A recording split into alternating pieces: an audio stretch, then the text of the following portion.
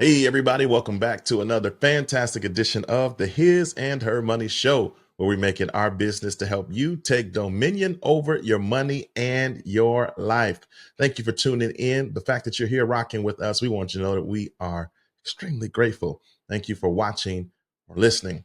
And if you are an avid fan of ours and you have not left us a review, please do us a favor and let whatever application you are using to view this content or listen to this content on know that this show is all that in a bag of chips with the dip, so that they will let other people know that they should be watching this show as well. Thank you in advance. And when you put this on your social media app, tag us at His and Her Money. No matter what platform you are on, that's our handle, at His and Her Money. I'm excited about today's show. One of our OG friends is in the building, because she got some more great content that she is releasing to the world. She has, for a very long time, made it her business to help people get their finances straight. And she has done it to the nth degree, helping people all around this world. And she has decided that she's not going to stop. She's going to continue helping people all around the world, because that's what she was created to do. Who am I talking about? None other than Tiff the Budgetnista is back, because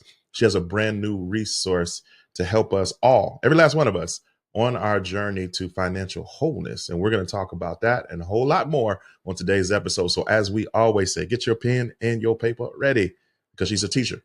She's a teacher now, and she was a teacher back in the day too. So she's going to give you a game today that you're going to want to remember, and get ready to get the jewels dropped on you that you need on this journey that you're on. Let me not delay this anymore. Let me go get Tiff so that we can have this conversation that you need to hear. Hey, Tiff, welcome back to the His and Her Money Show. How are you?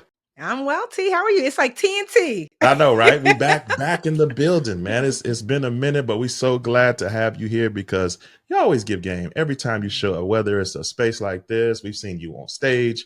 We've seen you just in conversations offline. You are always trying to help people, but there may be just a few people tuned in right now. I don't know how, but they may be being introduced to you for the first time right here and right now. So for them, could you just give them a hello and just kind of let them know what you're all about?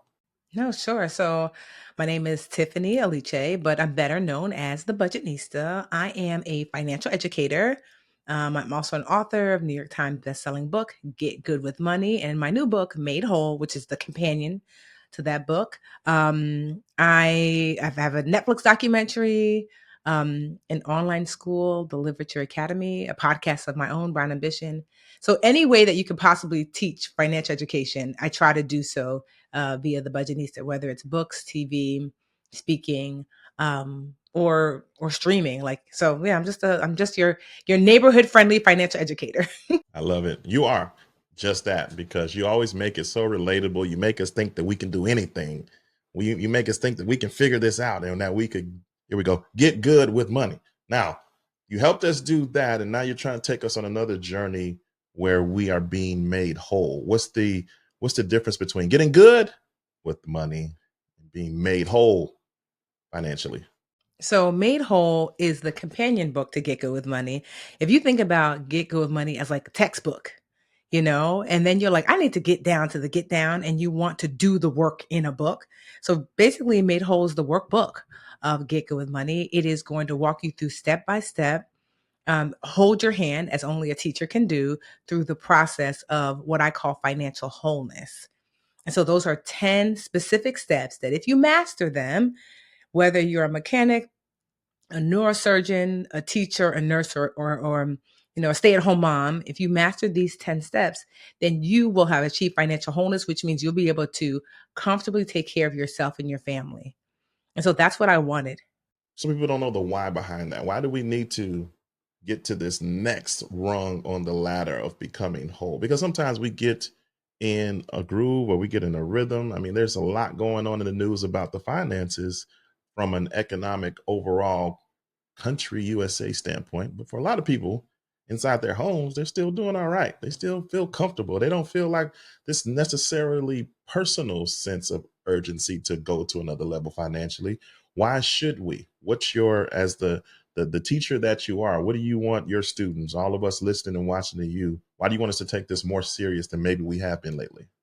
Well, there's a shift happening in the world. I mean, the thing about finances, as you know, T, it's cyclical. We have seen when you grown, like my birthday was just yesterday. I just turned 44. I have lived through the Great Recession, the pandemic, and everything in between. And you understand that there are times when money is flowing, and there are times when, there's a ebb where meaning money is being pulled back.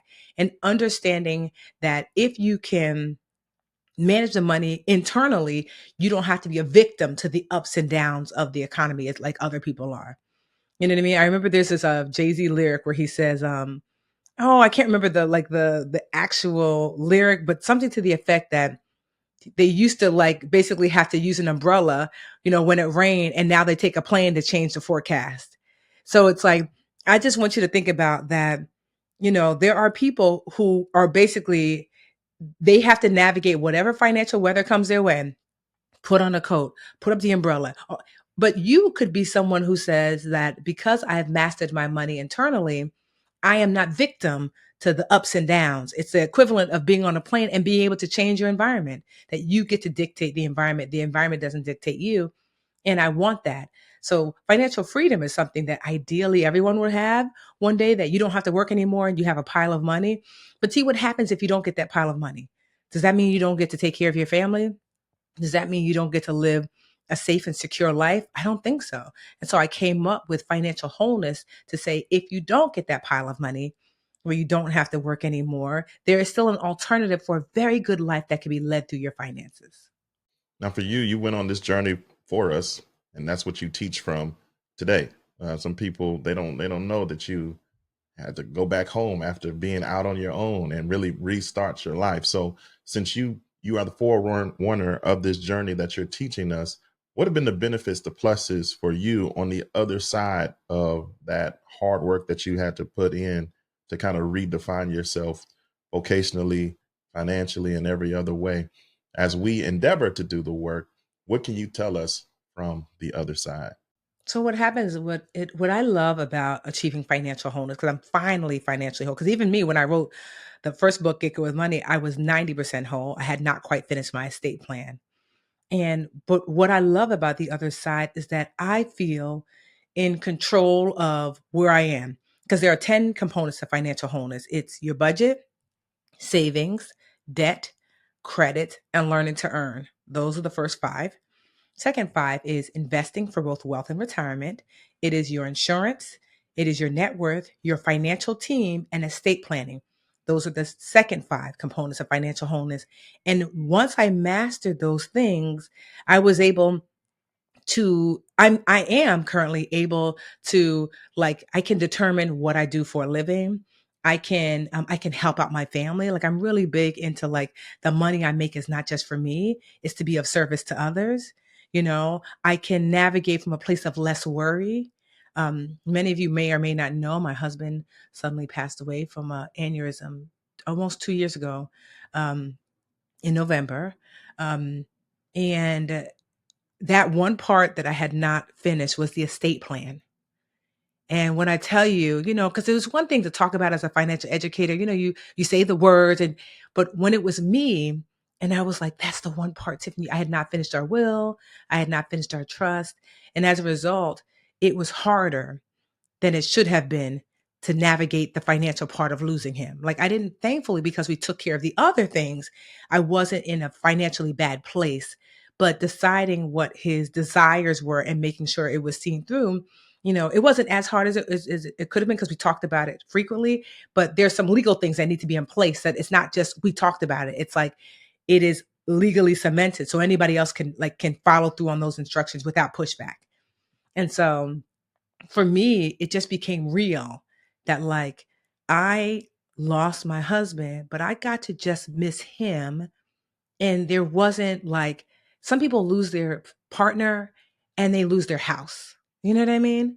They lose their partner and they lose their car. They lose their partner. And I didn't have to navigate that because of the other 9 steps that we had worked on Encompass together. And So when I was doing Made Whole after losing him, I thought to myself, this peace of mind that I have with my money is what I want for other people to have. That life is going to bring you some unimaginable difficult things. That's just part of life. It is part of being human, you know, and but it doesn't have to destroy every aspect of your life, especially not your financial component of your life if you put some things in place. And Made Whole is the book that I hope that will help people put those things in place. You shared with us, really the personal journey that you've been on the last couple of years, and I'm sure you got everybody's attention there. And you also balanced it out by saying that there's these 10 components to being made whole, and number 10 is the estate plan. Some people then heard your story, they're like, man, well, I may not have my credit right, or I'm still working my way out of debt, but man, she just talked about the sudden loss that she experienced. Maybe I should go straight to step 10 and sit down with somebody. Your 10 steps, there's 10 components. Do we need to do them in order? Is there some wiggle room to put certain things in place while we do the other? What's your advice for us there in balancing out this journey? Because that's what I want to give everybody, some grace, that this is a journey. This isn't like I get off this episode and I go do all these 10 things overnight and I'm whole. It's a journey that you have to go on. So how would you coach us into learning about these 10 categories and then walking through them? So the teacher in me knows that students love to jump ahead. Right? And so when I wrote Made Whole, I did it for two types of student. The student that is going to start from the beginning and work their way through, the steps definitely build upon each other. But I also wrote it that if you were someone, to your point, T, that you're like, I just want to jump to investing. I just want to jump to estate planning. You can do that. And if you did the steps before, it is only going to compound your knowledge. But if you didn't, you can still do the steps. So it is a choose your adventure type of book, but also is a straight read if that's what you're wanting to do. Because to your point, a friend of mine, I just got off the phone with him. His mother, who is in her 70s, fell and had to be rushed to the hospital. And he was like, we don't have our stuff in order. Thankfully, she's okay. But it made him realize he needs to jump to the estate planning component. We need to sit down and be like, what do you want your wishes to be? Is there a will? Where is it? Are your beneficiaries updated? Many bank accounts, you can add a beneficiary to that. Like where's the paperwork on the house? And so you might have an elderly parent that is not well, and you're realizing, well, while they're still here, can we get some things in place? Or you might be a 20 something year old and you're like, you know what? I just got my first paycheck and I have my first real job and I don't know how to budget and save. So you might want to start there. You might be somebody in your 30s and 40s and you're like, okay, I got the budgeting and saving down, but honestly, I want to buy a house. So I need to get my credit together, or I want to like start to grow money. So I want to invest. And so, what I would suggest is if you are starting kind of like, and you want to rebuild your whole financial life, that's why I call the book Made Whole. Start from the beginning and work your way through. But if you're really clear on where there's something that's very important in this moment in time, jump to the chapter that means the most to you. Some people experience a lot of guilt or shame. They're brilliant at their 9 to 5, fantastic parents, wonderful spouse, but they really struggle with becoming whole financially, getting even the basic concepts down. And it makes some people feel less than because they can't seem to get a hold of this. And when you feel less than, sometimes you retreat, you run, you avoid, you don't do what you need to do. How do we break that shame, that guilt, and start the journey that we need to start as we try to become whole financially? So, aside from one of the things I learned the last 2 years after losing Jarrell was I had to learn to ask for help. Especially, you run your own business. You're so used to like kind of being the boss. You're the boss at home. And it's like I did not know how to ask for help. And so, first things first is that really what holds people back is that shame, as you mentioned. And the only way to release shame is to give voice to the thing you're ashamed of. And so for me, it was at the time my best friend Linda. And the first time I got into financial hardship when I was in my 20s, I told Linda because I was so ashamed of myself. And she was like, girl, me too. We're all broke. And it helped to like release, like, oh, okay. But even after losing Jarrell, like besides prayer, I was like, I found an amazing Black therapist who to be able to release some of like the things that I was feeling because I realized I need help. So one, asking for help. I know all day, every day, y'all slide into my DMs asking me, I'm struggling with this, I'm having this. And I honestly welcome that because I will find a resource that I either am using or I've created or whatever, and I will send it back to you. So it begins the cycle of you've said the thing out loud or you've typed it or whatever, you've acknowledged it out loud. And now here is the reciprocal help as a result of that. And so that's where you want to start is sharing that shame with someone else. Like there is like when I was a kid, one of my favorite church songs that my dad would sing to us, it's like what a friend you have in Jesus, right? It's like what a friend you have in all your griefs and sins to bear. And this is my favorite part. What a privilege to carry, Privilege. yes, everything to God Everything in prayer. God in prayer. I mean, I didn't really, when you're a kid, you're just singing it like, oh, what a friend. But as I've gotten older, I think about that. Like, what an amazing privilege. Why are you carrying these burdens by yourself?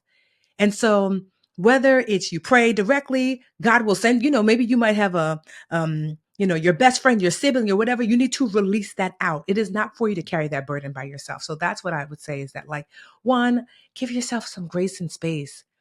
Like you're new to this place. This is your first time here. You're experiencing life as a human being new. Give yourself some grace and space. And then two, find a place that you can express that thing that you're feeling shame about and ask for help.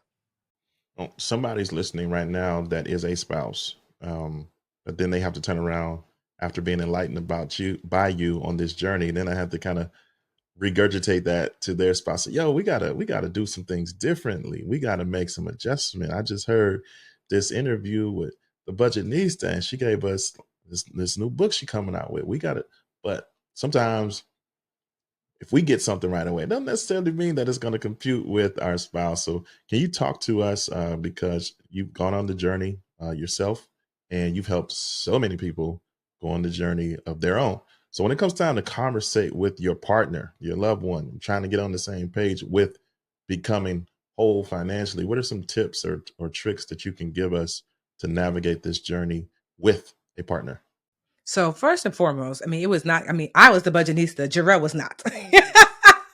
So in the beginning, he would call me the budgetista bully because I just knew we're going to do it like this. I know best. That was not the way. I did not understand that, when you're new to like, especially new to marriage, there's a little bit, I call it the dance that you do until you're like, okay, we figured out a way to best communicate. And so I thought, well, duh, if I know, let me lead. He's like, no. And so what I learned though is that one, I had to acknowledge that just because this is the way I did it didn't mean that it was quote unquote necessarily the right way. One of the things I learned by really watching the way he navigated with his money, that a lot of the money that he spent was from a place of generosity. Like he helped so many people. And I was like, girl, you don't know what God has called him to. You over here trying to interfere to like, not like this, not like, and I was like, okay, one, we had to take a step back and I had to really ask myself, like, and ask us, like, I was like, let's decide on what our desired outcome is for our family, and there were certain things that he wanted. At the time we were renting, he was like, by the time I'm 40, I want to be a homeowner. I said, okay. And what else? And so I have a bonus daughter, his daughter, Alyssa. He was like, I would love for Alyssa college to, for us to take care of college. I said, okay. And so we kind of mapped out what I wanted and what he wanted. We wrote it down and we shared it to each other. And there was a lot of overlap, and the places that overlap, that's what we worked on first. Because if you can work on what you both agree on, then it will lower the friction. You can work on the worry about the stuff that doesn't overlap later. It was like, let's have a conversation. Let's find, even in the very, very, very beginning, it was vacation. It doesn't even have to be quote unquote financially responsible. This is when we were dating and I was trying to get him to just save more because low key, I was trying to get him to save for a wedding. So I said, you should save more. He was like, why? So so one of the things I said, well, let's save for vacation. You save in your account, I save in my account, and then we could save to like go on vacation. So that was the one place that we were in agreement. And so once you build the trust there and you build practicing having safe and respectful conversations there, then you can expand beyond, well, not just vacation. Now that we're saving and we did, we went to Jamaica. That was great.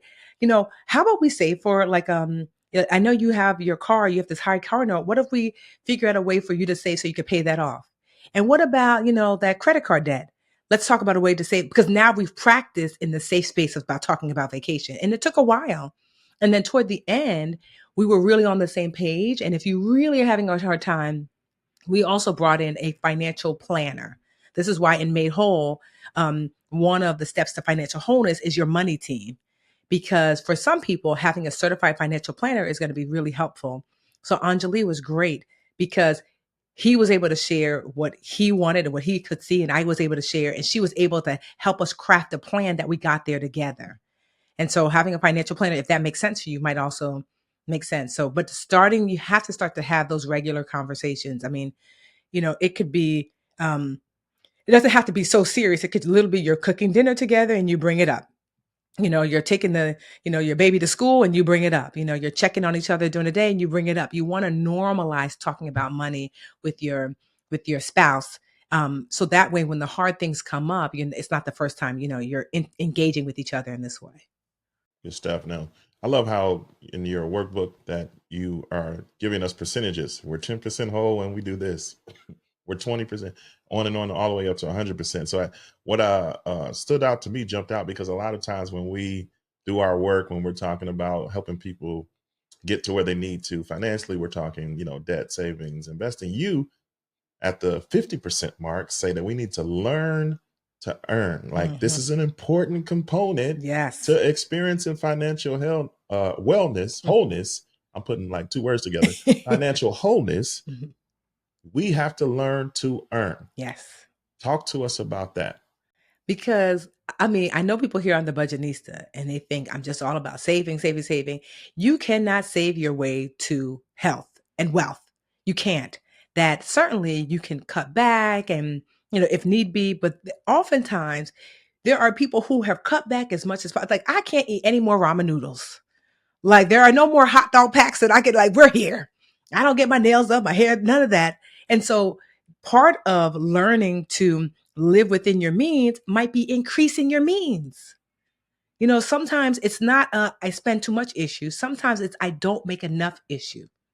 And if you have found that you have cut back as much as you can and it's still not enough money at the end of the month, it's probably I don't make enough issue. So I wanted a whole chapter dedicated to that. I talk about how to ask for a raise at work.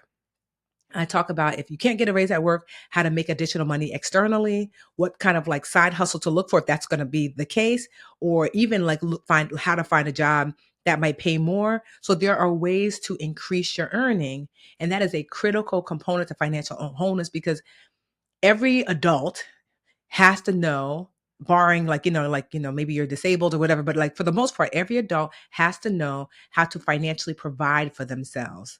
And so I think that chapter was just a really important chapter because the first 5 steps of financial wholeness are the fundamental steps: budget, save, debt, credit, earning. Earning is a fundamental component of your financial life.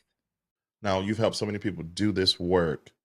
Can you give us like a heads up? What are some potential landmines that might be out there? Because you've helped a lot of people get to where they need to be, but some people, they didn't make it.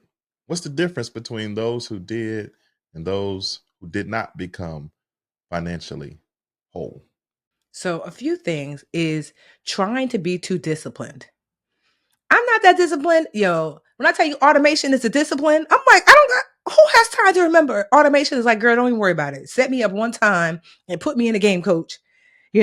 So those, a key component of those who make it and those don't understand that when they have the initial motivation, they set up the automation. So motivation equals automation. So you're doing that. It could be something as simple. I mentioned in the book, split it before you get it. This is when you go to your job and say, hey, look, stop putting all my money in this one checking account because it's not making it to the other places. Can you put some money in my long-term savings, emergency savings? Can you put some money in my goal savings account? Can you put some money in a checking account specifically for bills? And then put this amount for my checking account for spending. So I ain't got to worry about it. So when that money lands, I know my bill money is set up. I know my savings is saved. And I know whatever's attached to my debit card, this is just me spending. So automation, automation, automation. Another kind of landmine is doing it, going it solo. Like there is a component in Made Whole called your financial team, and all the other parts of your financial team are optional except for one. And I say you need an accountability partner. Is this your spouse? Is this your mama, your favorite cousin, your work bestie, someone who you can navigate this journey alone? You are not meant to do money alone. It's a team sport. And so those are the two major trip ups that I found, is that doing it yourself and not leading into automation.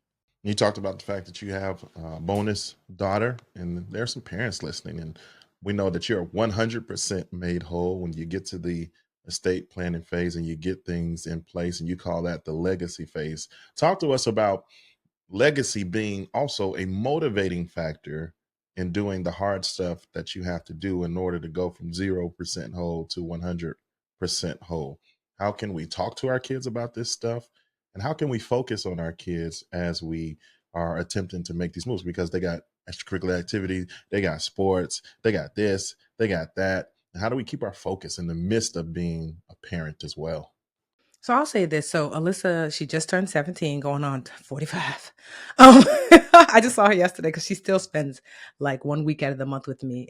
Thankfully, her mother and I were always had a great relationship when my husband was here, and even better now, because we have to get closer to make sure that, baby girl is good. And so one thing I do, I'll say this, because you might be looking like, well, Tiffany, that's great for you to say you made a ton of money as a budgetista. No, my husband never made over six figures a year. He worked for the city where we lived. He was a super of a housing complex. And so he's never made over six figures, just a little over half of six figures. So, especially for I live in New Jersey, that's not a lot of money. But even before he and I got married and really started dating, he had already set her up. Like he is not here. Two things he did. When she was really young, he realized I need life insurance for her just in case I'm not here, something happens to me. So he left her a very substantial life insurance policy. And thank goodness, because a few years later, he found out he had his first aneurysm. He had surgery and he was fine, but he would not have been able to get life insurance had he waited. If you have a baby, if you have a kid, if you're 22 years old, you're not, you might not need life insurance, but if you have a child, absolutely. So he didn't need the budgetista in his life to tell him that. Two, I did not realize this until after he passed away, but he had an internal life insurance policy at his job that he was contributing extra to maximize how much. Now, here's a man, like I said, he made about $60,000, $70,000 a year. And times could be a little tight, but he recognized that, like, if something were to happen to me, this is an important component of making sure I look after my child. So he was legacy planning. He didn't have to have enough money. You don't have to have a ton of money to legacy plan. And he updated his beneficiaries to make sure to reflect the fact that he had gotten married, you know. And so these are some things that it's not contingent upon how much you make to make those decisions. So I share that because I think people think like, well, you're rich, Tiffany. So it's like, no, no, no. This is a man who made 60 to 70,000, a decent income, but in the New Jersey, that's more like a modest income, who made these choices ahead of time, you know? And so with Alyssa, we had financial conversations with her, but especially now that she has this, money coming to her when she's of age. So, one of the things is so Alyssa works with me sometimes. She does like social media and stuff. So I will pay her, and before she gets her check, we will talk about what is she going to do with it. Like just like my dad did with me. Having these open conversations. How much of it are you going to save? How much are you going to give? Ever since she was little, I had got her a 3-part piggy bank. It had a give section, a save section, a spend section, and then we'll talk through that.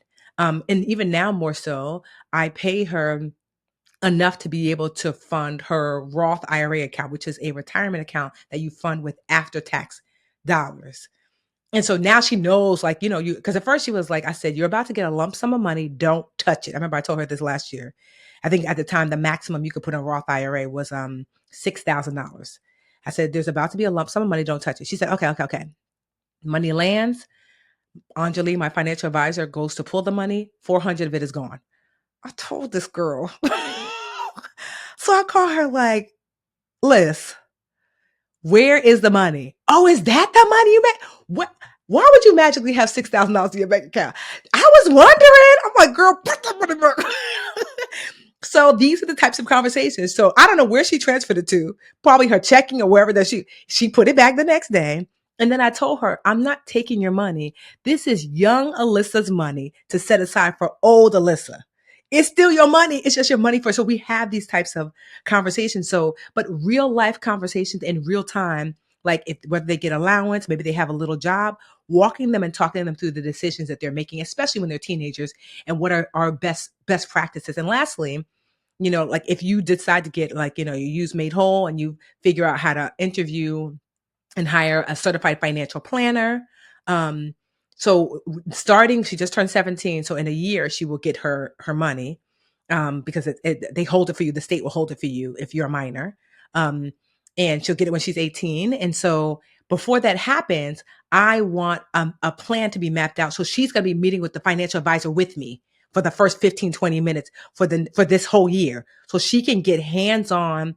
This is how much money I'm receiving. This is how much, if I want to get a car, I can do this. So I want, because ultimately when she's 18, she can decide. She doesn't have to listen to me, but I want her to at least have all the tools and resources she knows available to her, not just hearing it from me, but hearing it from the financial advisor so she can make the wisest decisions possible. So really, if you have a kid, it's communication, communication, communication. Don't wait till they're a teenager. I have a niece who's 6 years old, and she loves to draw, and my mother one day gave her $1 for one of her drawings, and she was like, people will pay for drawings. And we were like, yeah, Amelia, they will. And so I told her, every time you make me a drawing when you come to see me, I'll pay you $1. And she said, okay. And I would say once a month her mom would take her and her brother to the dollar store. So she started to quickly realize $1 equals this one, whatever it is at the dollar store. So you could see that she was starting to make the connection. This is her at 4 or 5. Like, oh. So I remember her mother slipped up one day and took them to Target and said, you got birthday money. We'll go to Target and you can pick out whatever you want. And now, dollar store ain't good enough for them no more because Target. But so that day she came to me and I said, Amelia, are you going to draw me something? I'm going to, so I can buy it for $1. She said, it's not $1 anymore. I was like, what? She said, it's 5. And I was like, what? And then my sister told me, girl, I took her to Target. She's looking like these prices. It's, it costs way more than what it used to be, Auntie. Yesterday's price is not today's price. So even that young, you can start to have these conversations. And I told her that's really smart. That we can negotiate that. What is it that you wanted to get from Target this month? And what does that look like if I'm paying for something? And what I love most is that even at 4, she started to ask how much things cost because she realized how long it took her to take a picture. She would say, how many dollars was this chair? And you might say 40. She's like, 40 pictures? Because she realized how many dollars was this computer? So you should see her eyes because she's realizing how much work each picture takes her and how many pictures she had to draw. And so making that connection for your children, it's never too early. You can start as young as 3, but especially when they're a teenager, having regular conversations and letting them in on the family finances in a way that's appropriate. So good, man. Your book is full of so good information. Tell us a little bit more about Made Whole. What's in there when we pick up our copy? What are we going to find? And how do we get our copy?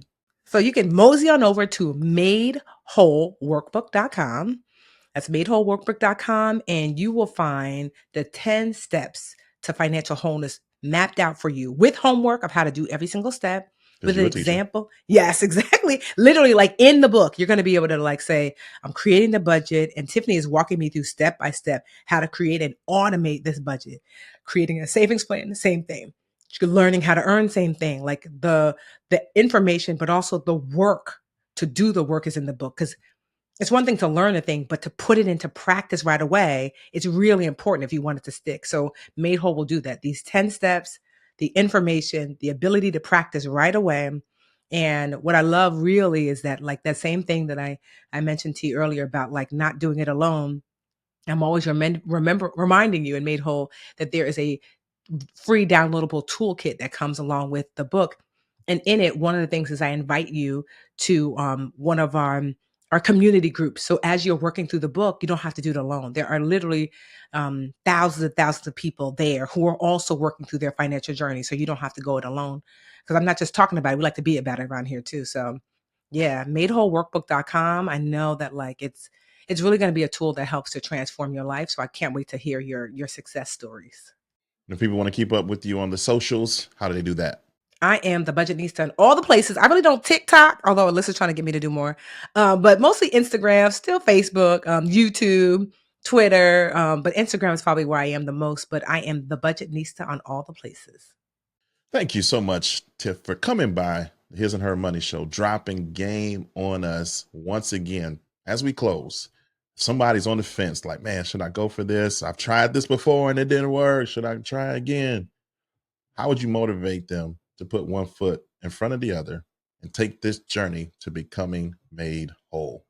Well, I'll say this is that if you can muster up just a little bit of motivation, and whether you get this book at the library, at Barnes and Nobles, wherever your finances will allow, you will not have to work through this alone. So many books you work through alone. But here, if you could just muster up enough motivation, join one of our free community groups, work alongside other people who are in the same position as you, I promise that by this time next year, you can look at yourself differently and say, "Oh, I love the people hit me up all the time. I'm 20%, now I'm 40, now I'm 50%." Honestly, it's just like the best feeling. So, this is a book that's like bigger than a book. It attaches you to a community that can work through the process with you. So that's what I'd say. And we appreciate you. Thank you for dropping this game on us once again. Thank you.